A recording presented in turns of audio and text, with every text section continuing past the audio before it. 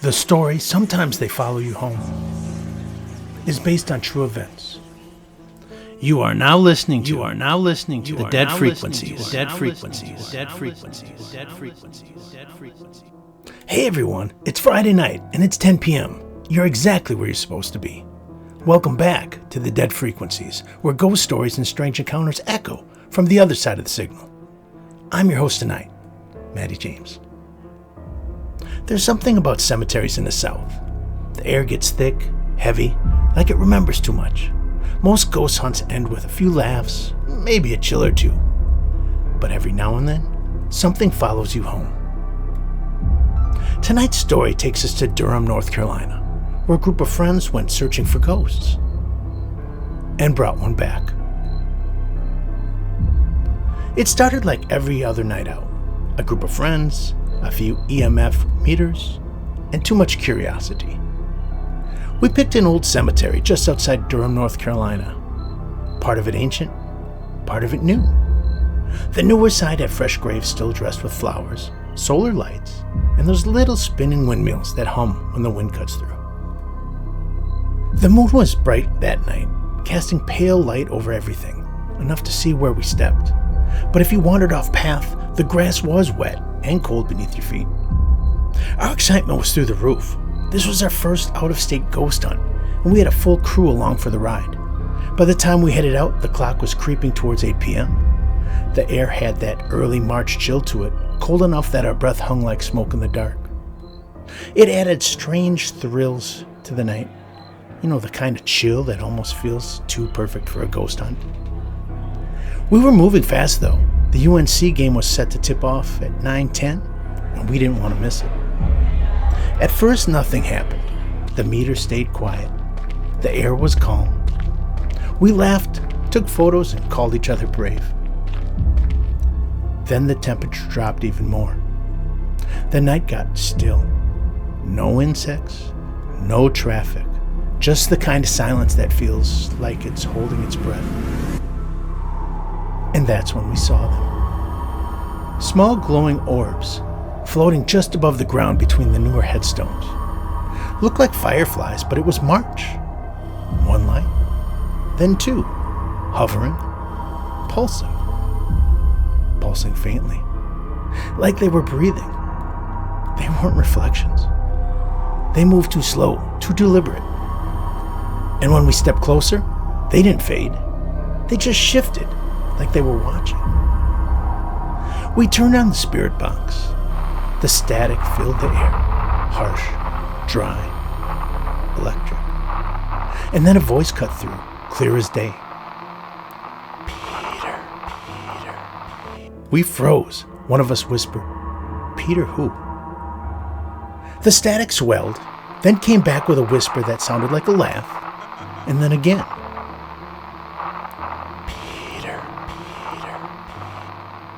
Peter. We followed the direction of the orbs, and there it was, a grave covered in white flowers and flickering lights. Peter Jackson, 2005 to 2024. He was only 19 years old. His photo was carved into the stone, young, smiling, like he was looking right at us. We asked simple questions. Do you know you've passed on? Are you at peace? The answers came back fast. Overlapping static, words buried in noise. Sometimes yes, laughter, and sometimes a single word. Stay.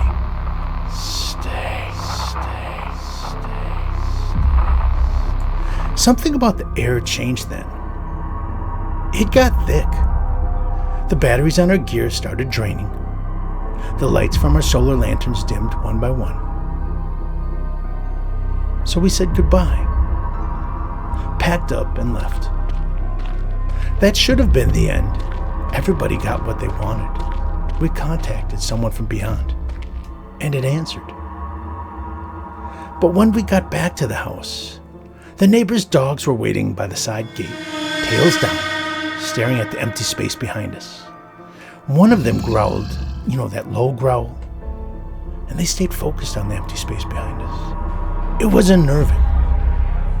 We brushed it off, started joking again, put our recordings on the table, cracked open drinks. We had some laughs.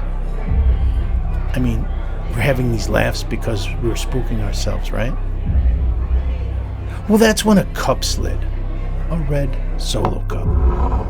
No one touched it. It just moved. Slowly at first, then hard enough to knock over the others. We all got quiet, looked at each other to make sure we all saw it. So we moved the conversation about that experience outside around the fire pit near the grill area. More jokes, more laughs about ourselves, and then something odd again. The rocking chair in the corner began to sway. The air went very cold again. Someone whispered, "He followed us." We all decided to walk back inside to calm our nerves and stop letting our overstimulated imaginations possibly make all things more ghost-like that aren't. We walked our way to the living room to watch more college basketball. After all, we were there to watch the first 3 days of the March tournament, and this ghost adventure was just something that we decided on at the last minute. So we turned on the TV. The lights flickered, a quick stutter, and then they went out. For a few seconds we sat in the darkness. Then suddenly the TV turned on. The North Carolina basketball game. Live broadcast. It was March Madness. And we were in North Carolina. Perfect reception. Not a flicker of static. But the second the buzzer sounded on the Tar Heel win, the screen went black, and from the patio door came 3 sharp knocks. Slow, deliberate, one after another. 3 knocks. Space between each one. Like something thinking before it hit again. The dogs outside went wild, and from outside the wind chime by the porch, the same kind hung by Peter's grave, started to ring. We left the house that next day for the long trip home, and we had more questions than answers. A week later, one of our friends swore she saw the same orbs outside her apartment window. Another heard that laugh through the television. And me? Well, sometimes when the game comes on TV, I swear, I see movement in the reflection just behind me. Someone standing there, watching the screen. And when the game ends, that same voice, low and close to my ear, "Stay." They say spirits attach to what they remember. I think Paul just missed hanging out with company and watching the game. And if you ever find yourself near that cemetery on a quiet night during March, don't follow the lights, because once they notice you, they don't let go. Thanks for listening to The Dead Frequencies. The static between stations might sound empty, but sometimes it's anything but. We drop another story next Friday at 10 p.m. You should be there too. Don't forget to hit that like and subscribe button now. And follow us on Instagram and TikTok. Just tap the icons below. And if you've got a story of your own, send it to thedeadfrequencies@gmail.com. We would love to hear what still haunts you.